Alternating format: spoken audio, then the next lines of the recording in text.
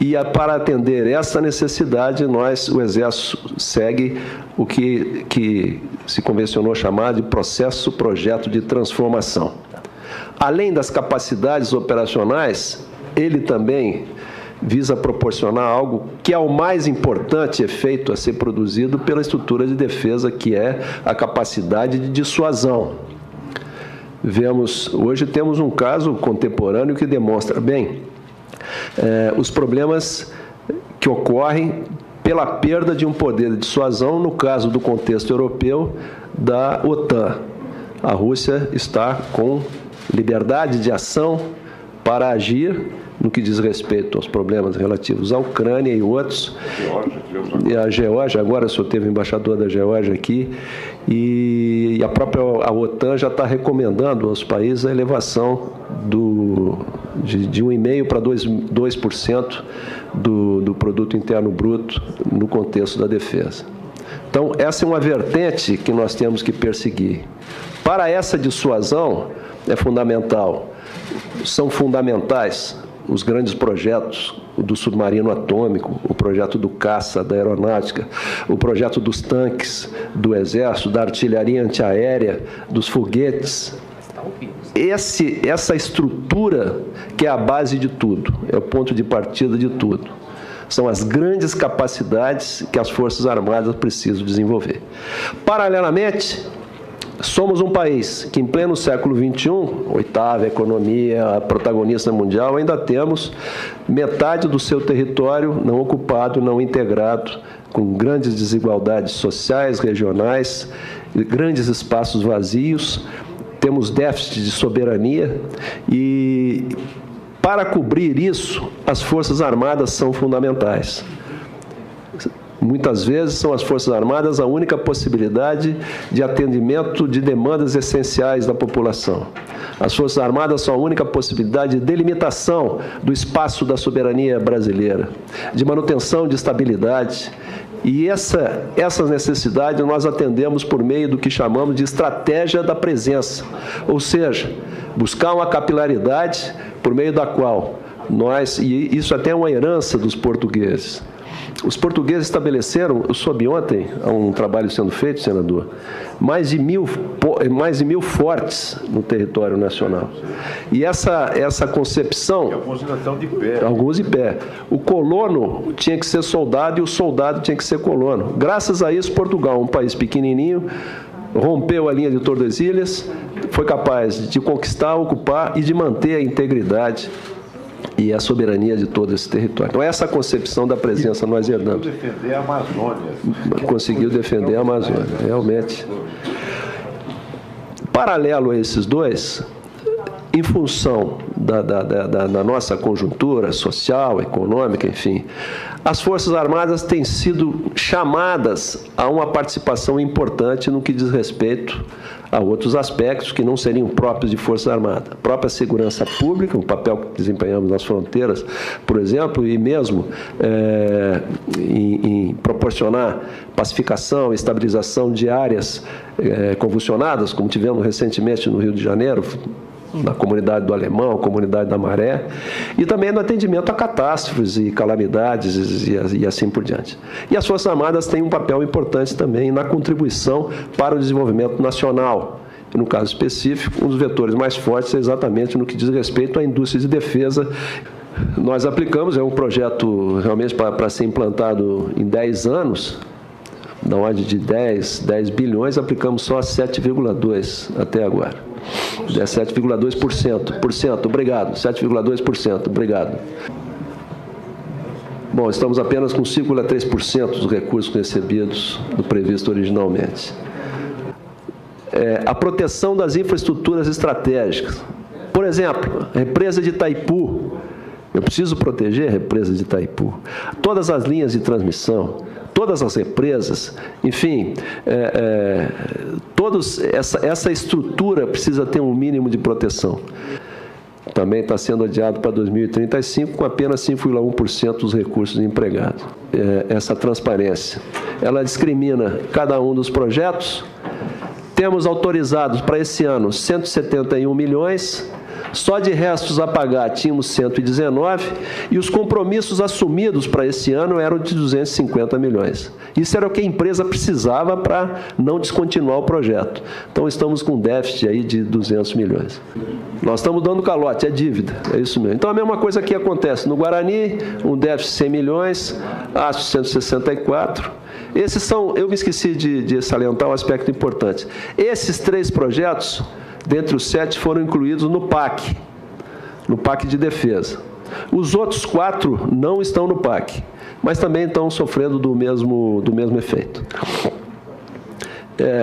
Rapidamente, né, a gente perde capacidade de pagamento, atrasa os projetos, os custos naturalmente aumentam em decorrência da interrupção e depois necessidade de retomada, comprometimento de qualidade e prazo, perda da capacidade de investimento, perda de mercado, esse é outro aspecto importantíssimo, perda de tecnologias nacionais inovadoras, né? A gente vai se atrasando tecnologicamente, as obras de engenharia vão também se atrasando, redução de emprego e o mais importante é a perda do capital intelectual, né?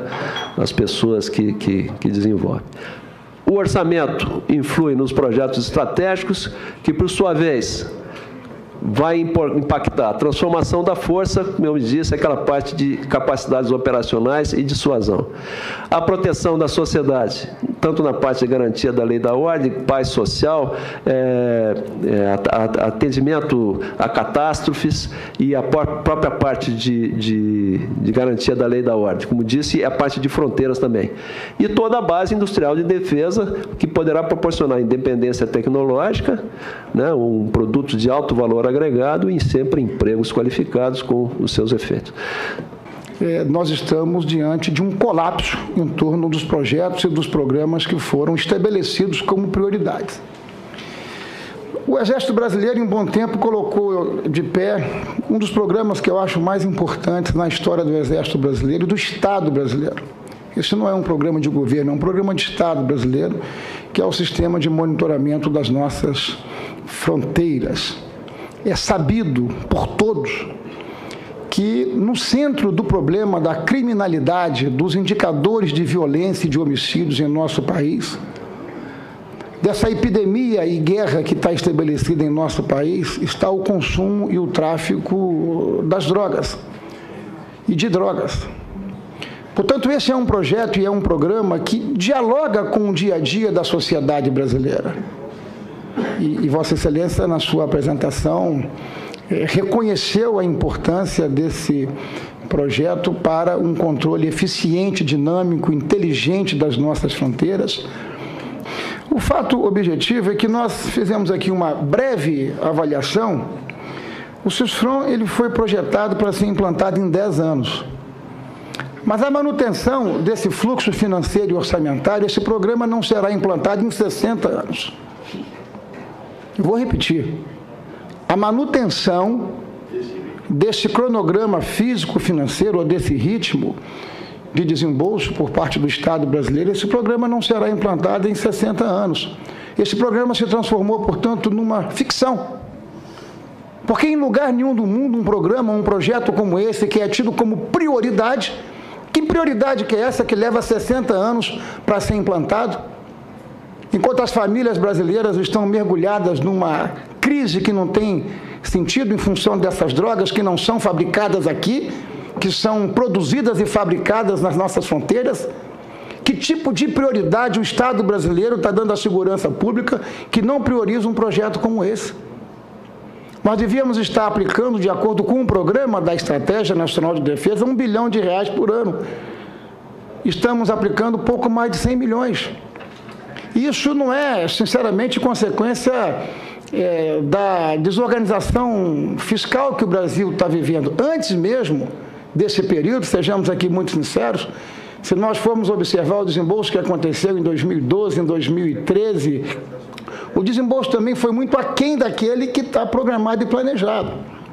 E eu, sinceramente, não vejo por parte das forças, não vejo por parte do Ministério da Defesa, aliás, vejo muito pouco envolvimento do Ministro da Defesa com as questões relacionadas à defesa nacional. Eu vejo o ministro muito mais envolvido com questões políticas, do que com o diálogo e com o debate com relação a esse colapso que está acontecendo na nossa base industrial da defesa. E nós estamos preparando esse relatório para entregar à sociedade e nós vamos ser absolutamente verdadeiros com esse desmonte que nós estamos assistindo em torno desse projeto, desse programa que, me perdoe, se transformou num programa PowerPoint. Um programa que aceita tudo, mas que na prática nada acontece. E eu não vejo uma indignação se manifestar a respeito disso que está acontecendo. É como se fosse normal. Não é normal. E a minha tarefa é colocar no papel tudo isso que eu estou assistindo. Mas chegou o momento de pensarmos se não é o caso de nós priorizarmos as nossas ações, para que nós possamos ter princípio, meio e fim no CISFRON, que é o mais importante dos projetos para a sociedade brasileira. Então, nós estamos precisando desse diálogo com o comando do Exército, porque nós sabemos que o comando do Exército não tem responsabilidade direta, efetivamente, nem indireta, com essa desorganização que foi produto e resultado dessa orgia fiscal que mergulharam o nosso país. Então, muito mais que perguntar, eu quero fazer essa manifestação como representante da sociedade brasileira e como cidadão, por entender que nesse processo de debate que nós estamos fazendo aqui, é muito importante que nós possamos manter esse diálogo com Vossa Excelência, que sempre esteve aberto, inclusive de maneira muito franca. A apresentação de Vossa Excelência é muito clara, é muito objetiva, dá o tom do nível de colapso que os investimentos da defesa estão vivendo. E, sinceramente, eu estou tentando, por exemplo, presidente, há 3 semanas falar com o ministro da Defesa para que nós possamos constituir um grupo técnico para poder avaliarmos esses programas todos e nem resposta eu recebo. Porque também acho que o ministro, sinceramente, me perdoe a ausência, está muito pouco preocupado com essas questões. Tamanho o desmonte que está acontecendo nesses programas todos. Esse CISFRON, programado para 10 anos, senhor presidente, ser implantado em 60, me desculpe, isso é uma bufetada na cara da sociedade brasileira, é falta de respeito, inclusive com nós congressistas que aprovamos aqui esse livro branco e esse planejamento. Então, assim, a minha manifestação aqui é em tom de indignação, de desabafo, porque percebo que as coisas vão de mal a pior. Essa aqui é a verdade. E não há nada tão ruim que não possa piorar. Então, quando eu vejo aqui um programa como esse, que tem no seu núcleo combate aos crimes transnacionais de nossa fronteira, ser adiado por 60 anos, a manutenção, senador Tasso Gereissati, desse desembolso financeiro orçamentário, é disso que se trata. Obrigado, senhor presidente. Muito obrigado, comandante. É sempre uma alegria ter Vossa Excelência aqui conosco para debater assuntos da maior relevância, não para o Exército, para o Estado brasileiro e para a sociedade brasileira.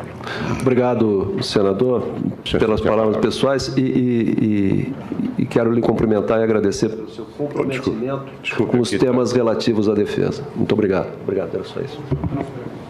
Mas, comandante Eduardo Vilas Boas, o nosso brilhante colega Ricardo Ferraços fez uma explanação aqui muito profunda e muito autêntica. Ele que é uma das grandes expressões e das preocupações com a nossa defesa nacional. A sua vinda aqui era muito esperada, porque tínhamos grandes curiosidades em saber sobre esta verdadeira guerra que o Brasil trava, e até agora perdendo essa guerra, com relação ao narcotráfico. Vossa Excelência disse aqui também que 2 milhões de viciados em crack estão no Brasil e que isso significa um consumo de 2 toneladas de cocaína por dia.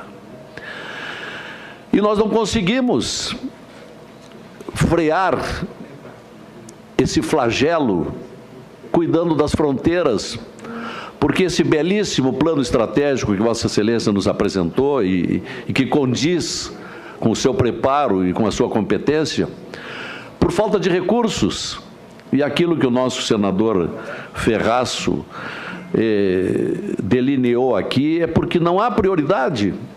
Vossa Excelência falou aqui que estamos com um déficit de 200 milhões de reais, o que já identifica um calote, por parte do Exército, não vem conseguindo cumprir as suas obrigações, pagar as suas dívidas. Então, nós bem imaginamos, com a responsabilidade que Vossa Excelência tem, com os ideais que Vossa Excelência cultiva, eu só imagino a aflição, o que dá para fazer, porque nós estamos perdendo essa guerra do narcotráfico, nesses 17 mil quilômetros de fronteira. A Polícia Federal não dá conta, porque vive também com deficiências reconhecidas nacionalmente. Então, esta é a pergunta que não quer calar, e não apenas 1 ou 2 ou 3 senadores aqui presentes fazem. O Brasil faz essa pergunta, é a aflição de famílias e famílias da sociedade brasileira, e isso está, em grande parte, nas suas mãos. Era a questão. Obrigado, senador. Senador Fernando Bezerra Coelho. Presidente, senhoras e senhores senadores, comandante do Exército, general do Exército Eduardo Dias da Costa Vilas Boas, primeiro agradecer pela belíssima apresentação, mostrando com números precisos as dificuldades que está sendo enfrentada pelo Exército Brasileiro em relação aos projetos estratégicos para o nosso sistema de defesa.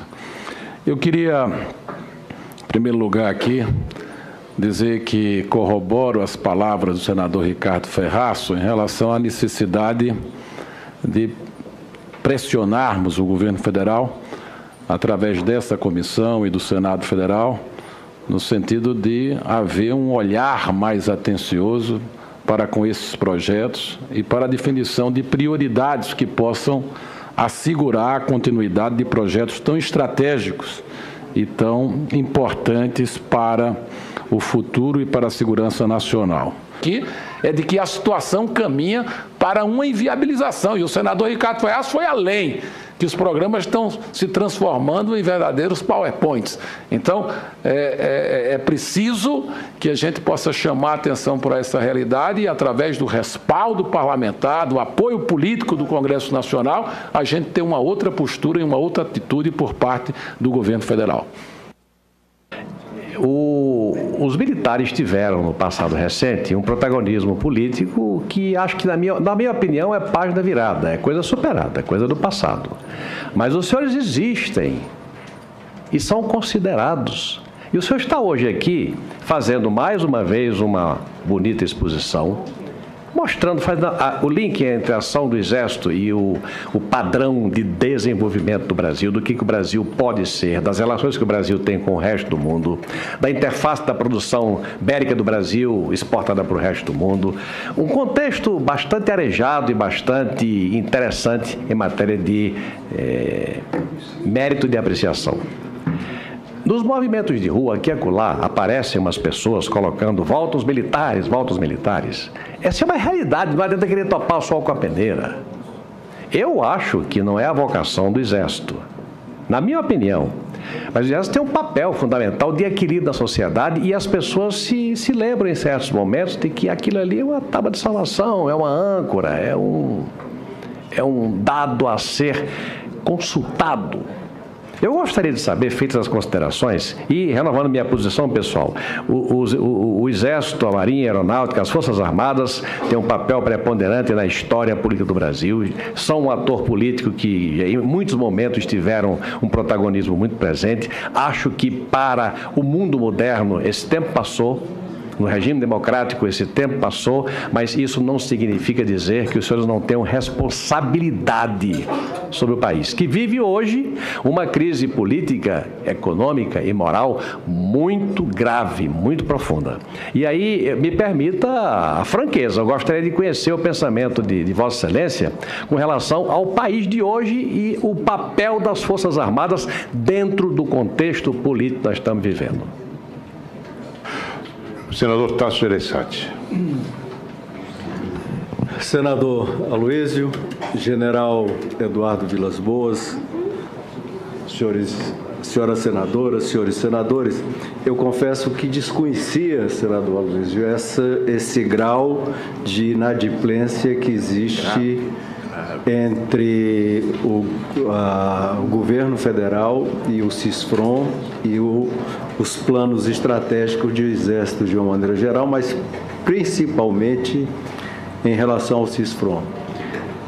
O relato que fazem aqui os senadores Ferraço, Fernando Bezerra, é realmente dramático, e a única pergunta que eu poderia fazer a Vossa Excelência é: em que essa comissão pode apoiar Vossa Excelência neste momento para que essa situação seja revertida?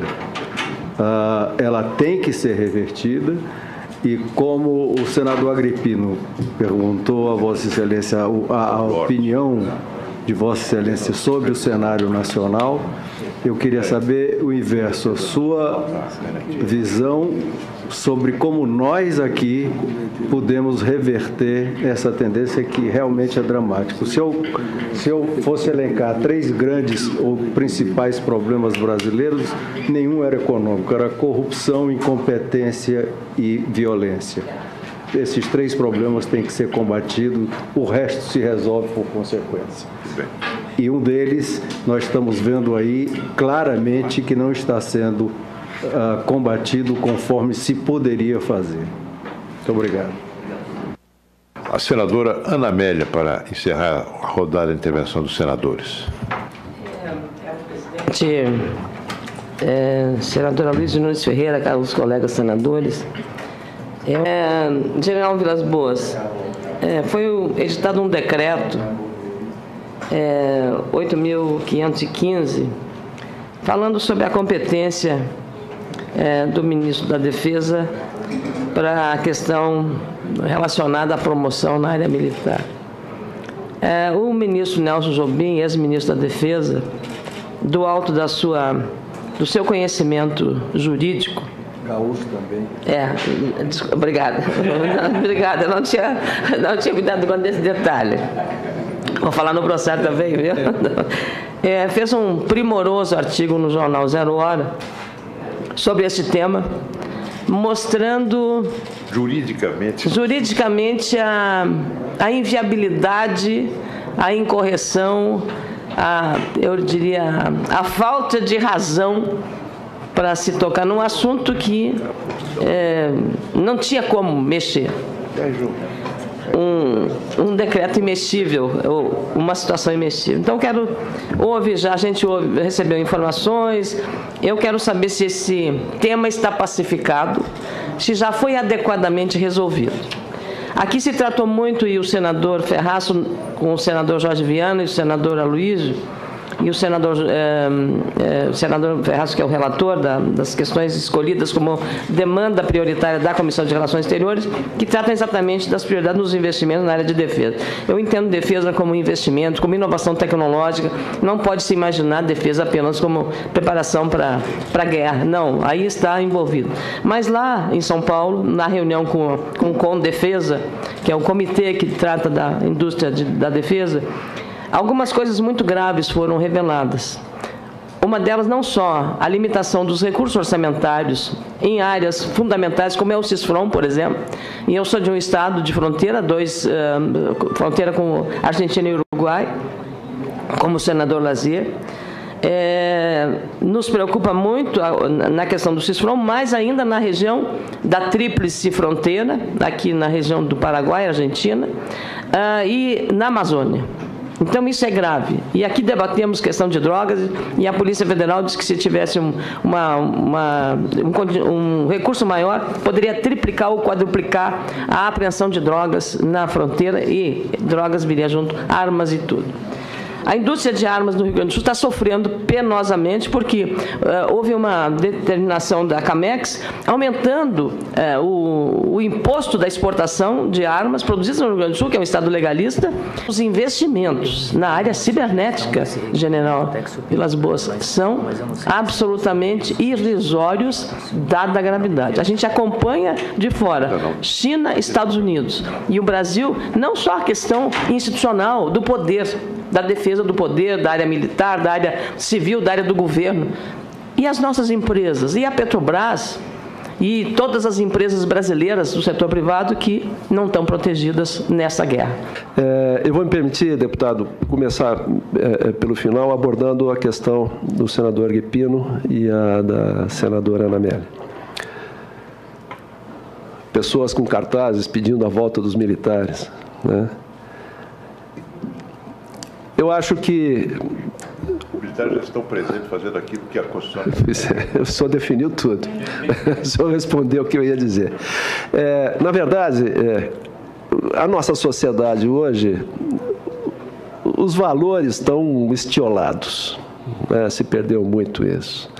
E ainda incorporamos um forte componente de politicamente correto, que eu acho que tem sido um problema, porque tem sido como uma mata na superfície do pensamento da sociedade brasileira, que tem dificultado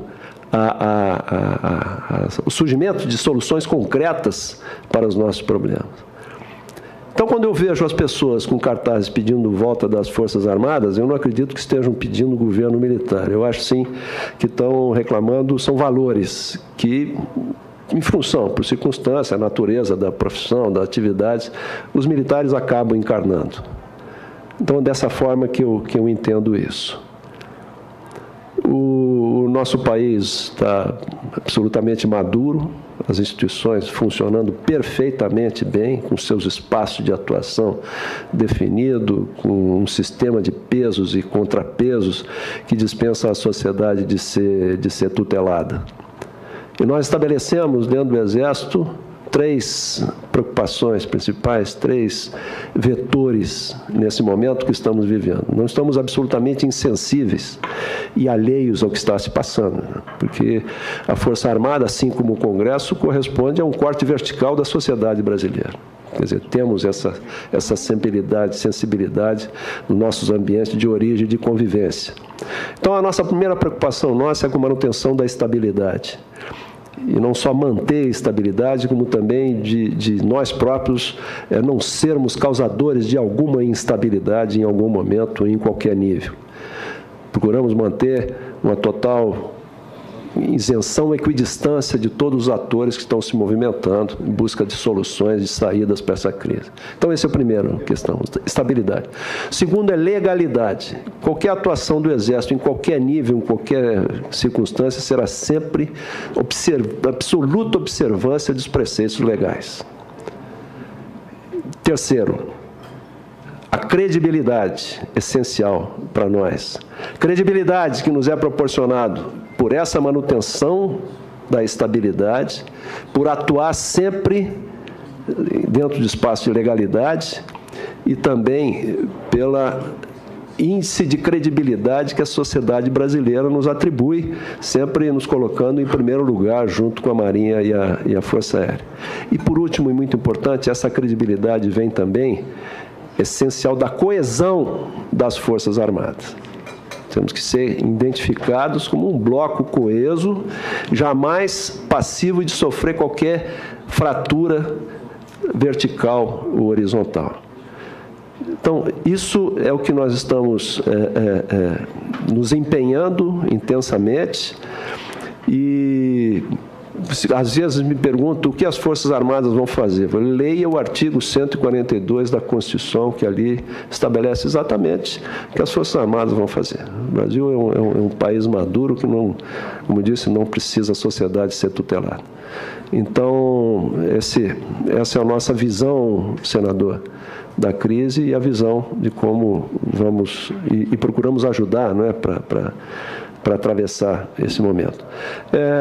A senadora Ana Amélia fez uma pergunta sobre o artigo 85, o decreto 8515, e já há uma pergunta também aqui pela internet sobre isso.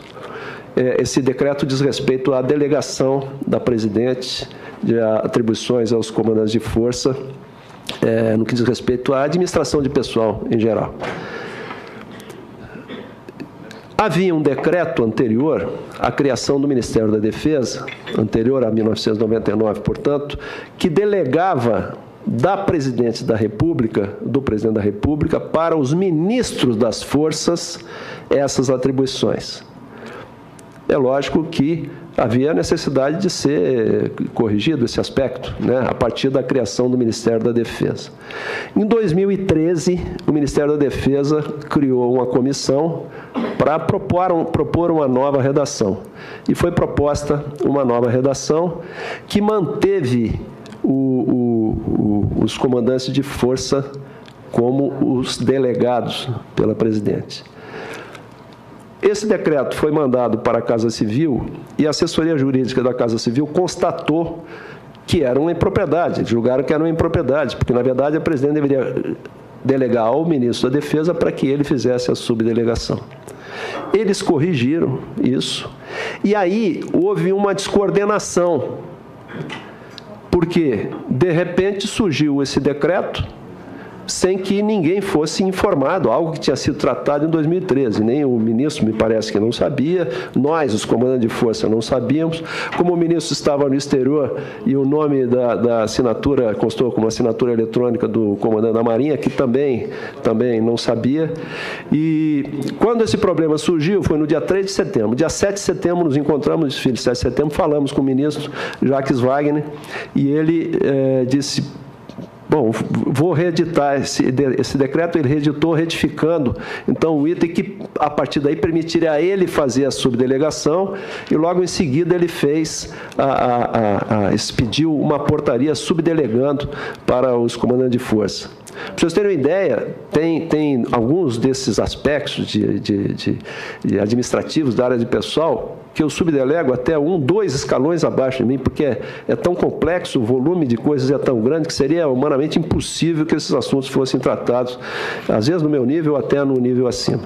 Então, internamente, no Ministério da Defesa, essa questão nós estamos considerando solucionada. Ficou com coisas políticas aí, enfim, que o ex-ministro Jobim apontou realmente que há uma lei, a Lei 136, que diz que os comandantes de forças são responsáveis pela gestão das suas forças. Então, há também uma interpretação de que nem haveria necessidade da delegação, que já seria uma atribuição dos comandantes de força, uma lei complementar à Lei 136. Então, essa questão de 2010. Então, essa questão internamente no Ministério da Defesa, ela tá solucionada.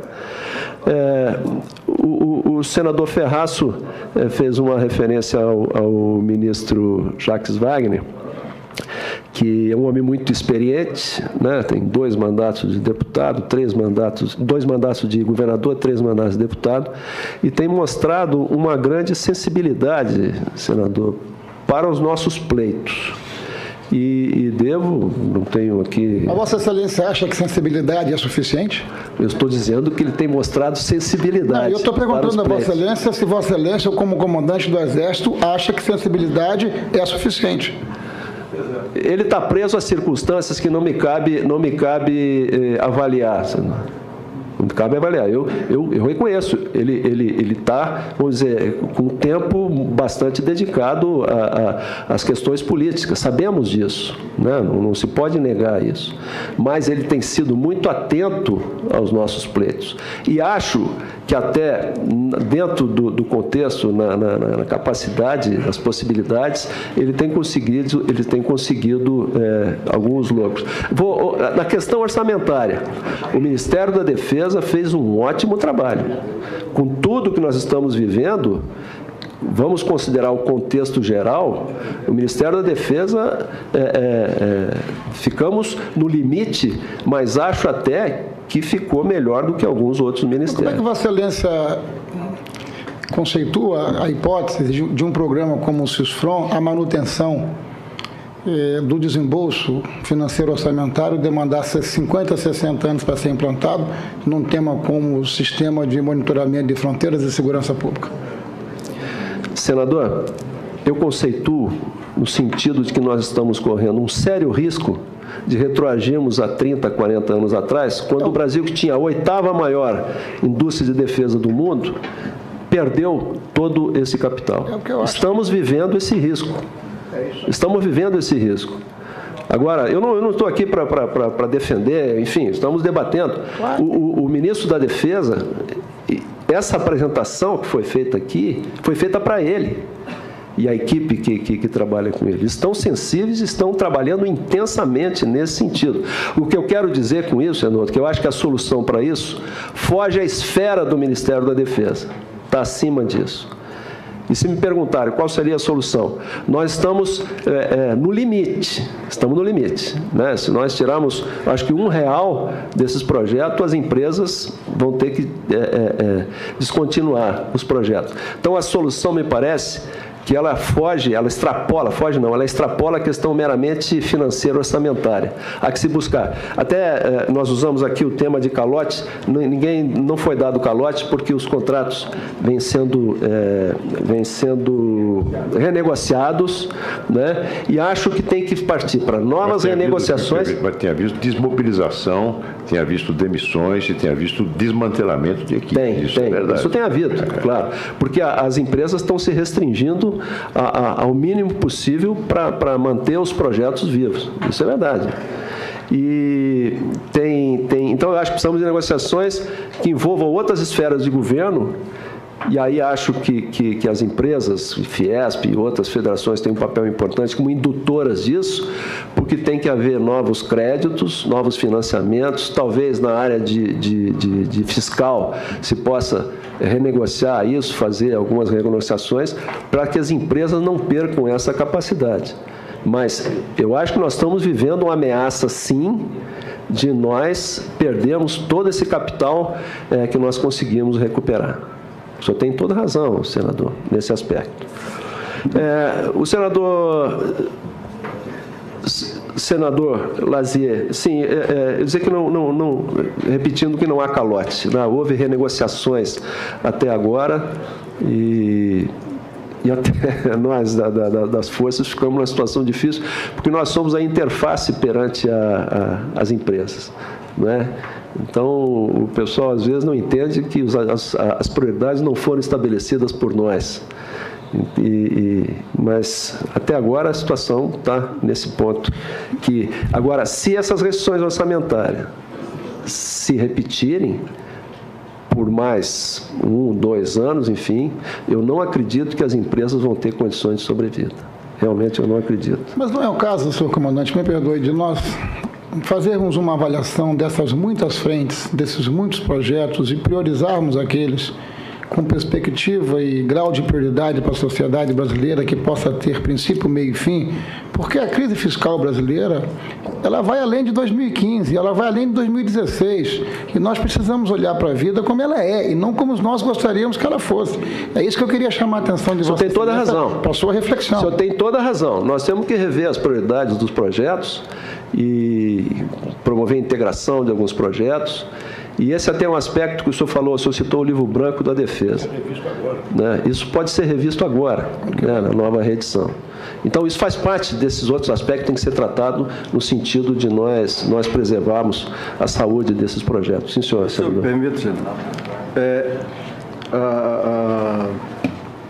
sob a observação do senador Ferraz, eu acho que precisam ser observados não apenas as prioridades do Ministério da Defesa, mas as prioridades do governo de uma maneira geral.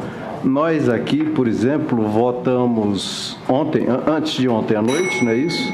Antes de ontem à noite, despesas que iriam perto de 100 bilhões em 5 anos. E que não sei se a maioria delas era prioritárias, muitas delas não.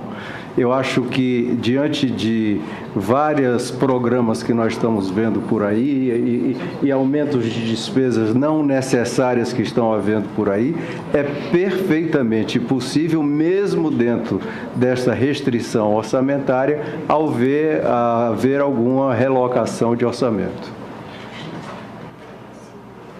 E, aliás, se me permite, deixa eu só socializar com a comissão algo que eu comentei com o senador Ferraz agora há pouco.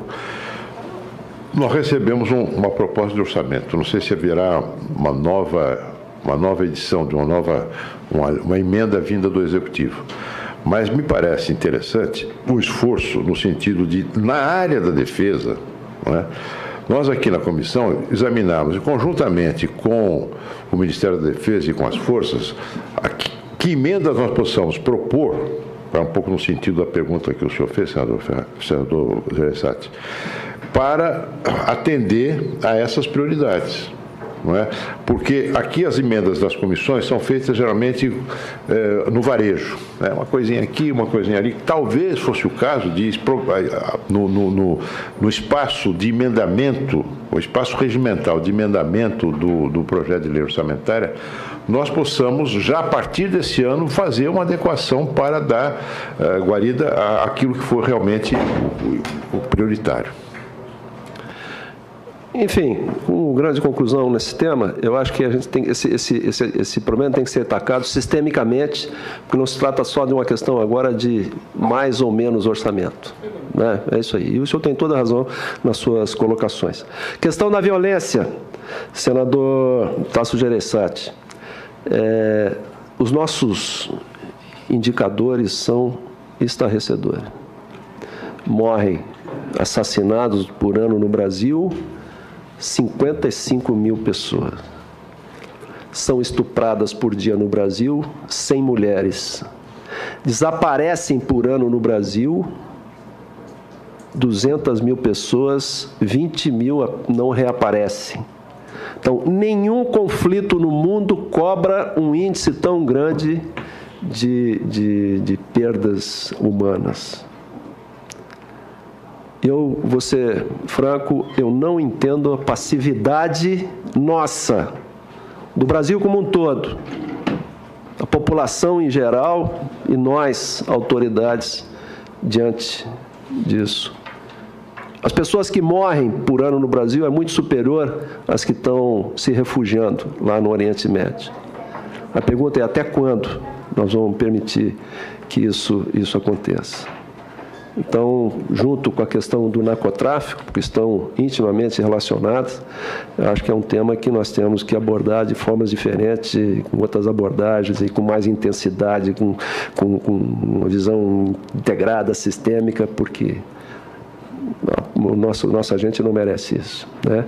E olha que as Forças Armadas estão empenhadíssimas, né, em ajudar nisso. Nós passamos lá 14 meses na comunidade da Maré, né, com um efetivo de quase 3 mil pessoas lá. E foi gasto 1 milhão por dia. Se gastou 400 milhões naquela operação. E quando saímos, tudo voltou a ser como era antes. Porque nesse tipo de conflito, há que se entender que quem atinge a solução, quem atinge os objetivos, não é a força militar.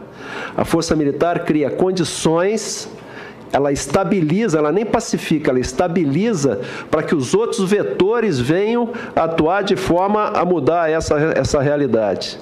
E quando eu falo esses vetores, inclui até mesmo a polícia, porque aí nós criamos condições da polícia cumprir as suas tarefas. E há que se mudar a realidade daquela gente econômica, social, oferecer alternativa, ambientes saudáveis de convivência, até mesmo do ponto de vista estético, alternativas para oportunidades para a juventude, enfim, é um tema realmente complexo. E são conflitos que se entra sem saber quando vai sair, por exemplo, o Haiti. Estamos lá há 11 anos e pouco mudou, melhorou muito a realidade, mas não temos garantido que se adquiriu, se atingiu uma estabilidade plena e uma pacificação.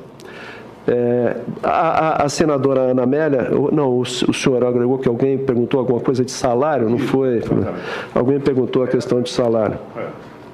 Bom, há pouco a dizer em relação a salário, a não ser que está ruim, realmente está ruim. Estamos defasados. A pergunta é sobre evasão, né? Evasão. A questão da evasão, ela, nos setores do Exército em que competimos com o mercado, a evasão, em alguns períodos, é realmente muito alta. Como, por exemplo, os nossos engenheiros militares formados pelo ITA, pelo IME, o nosso pessoal de áreas mais técnicas, como, por exemplo, o pessoal da área de saúde. Então, nesses setores, a evasão é maior. Até esse é um subefeito, que nós podemos dizer, dessa questão dos projetos, da deficiência de recursos para os projetos, é que, além da questão salarial, Isso, invasão ao longo... isso mesmo. Além da questão salarial, lógico que sempre motiva as pessoas, mas o que nós sentimos na nossa área técnica de ciência e tecnologia, as pessoas que estão envolvidas nesses projetos, elas estão altamente motivadas, tem um sentimento de utilidade, de realização profissional, de crescimento. Então, essas pessoas não se sensibilizam com os apelos. Então, esse é um efeito. Realmente estamos achatados, estamos defasados, e já havia uma série de aumentos, né, previstos a partir de janeiro do próximo ano, não definido ainda os valores, mas já soubemos que foram atrasados, o início foi adiado em 7 meses dessa concessão.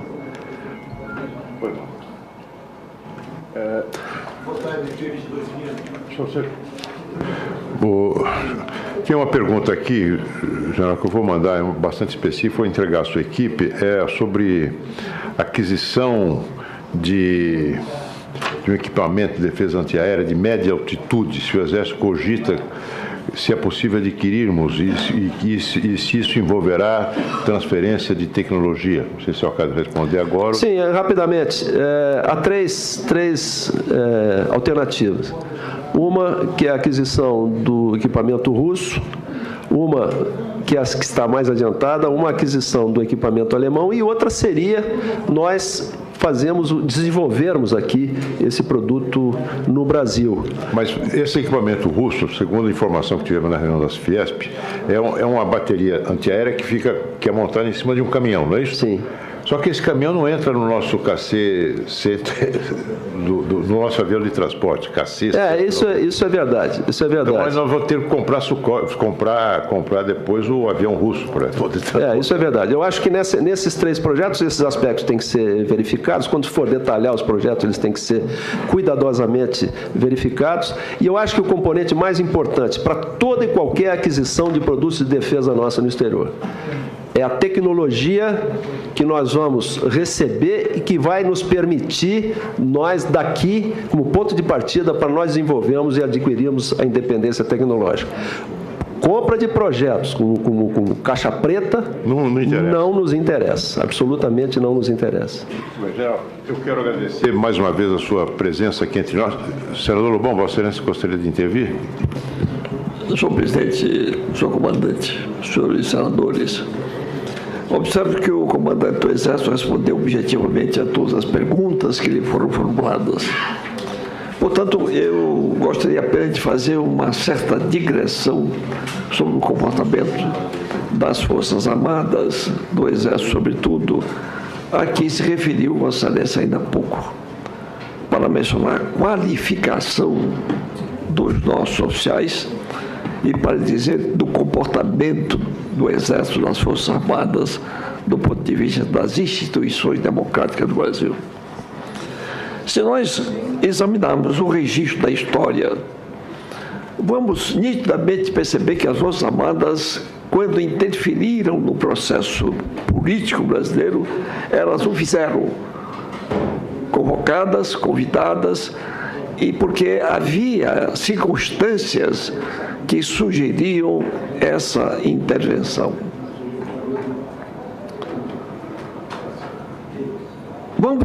Ainda a semana passada, eu me punha a ler um documento histórico da maior importância, que foram as notas taquigráficas da grande comissão constituída pelo presidente Costa e Silva, para, a partir dali, redigir a emenda constitucional número 1, que possibilitou a reabertura do Congresso Nacional, que havia sido colocado em recesso compulsório pelo governo revolucionário. Ali, nós vamos verificar o comportamento do presidente, então, que era o general do Exército, Costa e Silva, em que nos debates ele propugnava exatamente pela reabertura do processo democrático. Feito isto, havia um dispositivo na emenda número 1 que dizia que o presidente da República revogará o AI-5. E o presidente Geisel revogou o AI-5. Recorde-se que, quando Castelo Branco assumiu o poder, era por apenas um ano para completar o mandato do presidente João Goulart. Foi uma iniciativa do Senado que prorrogou o mandato dele. E que ele não queria. Ele, por muitas vezes, pedia ao senador Krieger, que era o líder do governo, que não o fizesse. Foi feito.